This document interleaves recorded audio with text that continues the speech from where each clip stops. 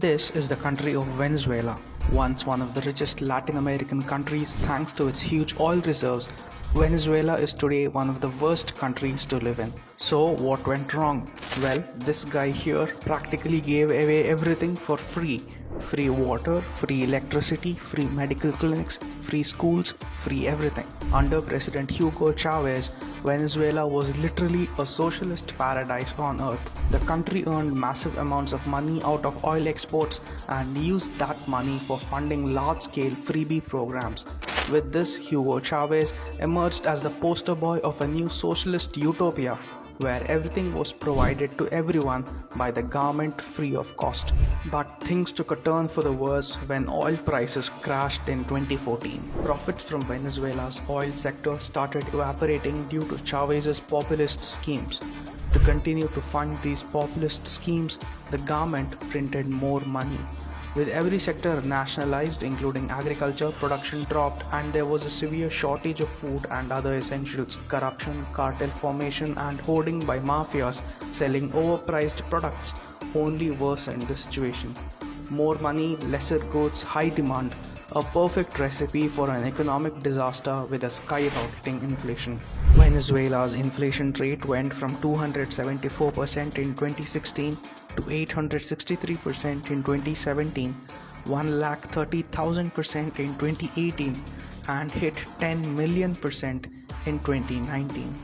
Today, Venezuela's government is quietly rolling back the decades-long policy of subsidizing electricity, water, gas, etc. to shore up its fiscal accounts. State-owned companies have been allowed to charge more to help improve their finances, meaning power bills, water bills and road tolls are rising as the government is shifting the costs to individuals who have for long been accustomed to cheap utilities. According to a report, the electricity bill has jumped 100-fold. Earlier, people used to pay cheap prices for inefficient services, and now they are paying high prices for the same inefficient services. Okay, but why are we talking about the failures of Venezuela in the first place? The fact is that the Venezuela crisis holds many valuable lessons for India. In India too, there are political parties that promise freebies, and the Congress is one of them. अगर आप गरीब परिवार हो, आपके परिवार में एक महिला को महीना का 8,500 रुपया, साल का 1,00,000 रुपया सरकार बैंक अकाउंट में डाल देगी और उस दिन तक डालेगी। मजे की बात सुनिए, और उस दिन तक डालेगी जिस दिन तक आप गरीबी रेखा से निकल जाओगे। अगर आप गरीबी रेखा के नीचे हो, आपके बैंक अकाउंट में हर साल 1,00,000 रुपया, 8,500 रुपया महीने का खटाखट खटाखट खटाखट खटाखट आता रहेगा और एक झटके से हिंदुस्तान से हम गरीबी को मिटा देंगे।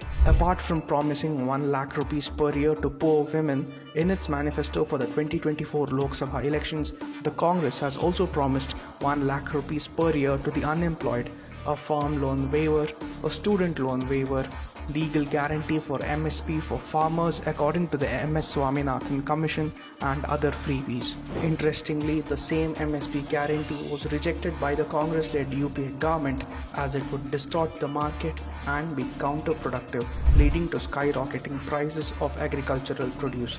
But where would the Congress get the money for all these freebies anyway? How many people will have to be paid? How much would it cost? Does the Congress have a plan?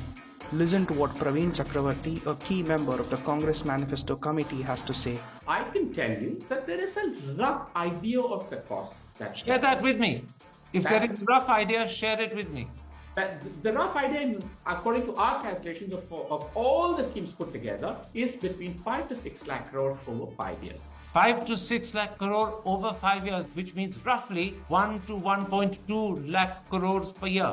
So, according to the Congress, the freebies would cost around 1 lakh crore rupees per year, which roughly means 1 crore people would get paid 1 lakh rupees each, which would in turn mean that Congress's data suggests that in a huge country like India with a population of over 140 crores, only 50 lakh women are poor and only 50 lakh youth are unemployed, and they would be the beneficiaries. Does the Congress really think this is accurate?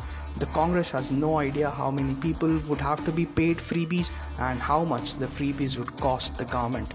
The truth is that after being out of power at the center for a decade, a desperate Congress is enticing voters with freebies just to satisfy its thirst for power.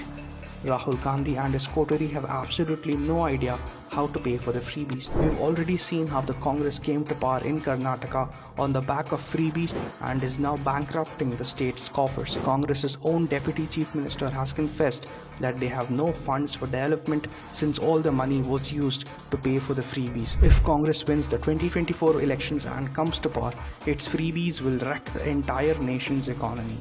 The people of this country must realize one thing. There is nothing called a free lunch. Money has to come from somewhere at some point of time. And what comes to you as free today will prove to be costly for your children tomorrow.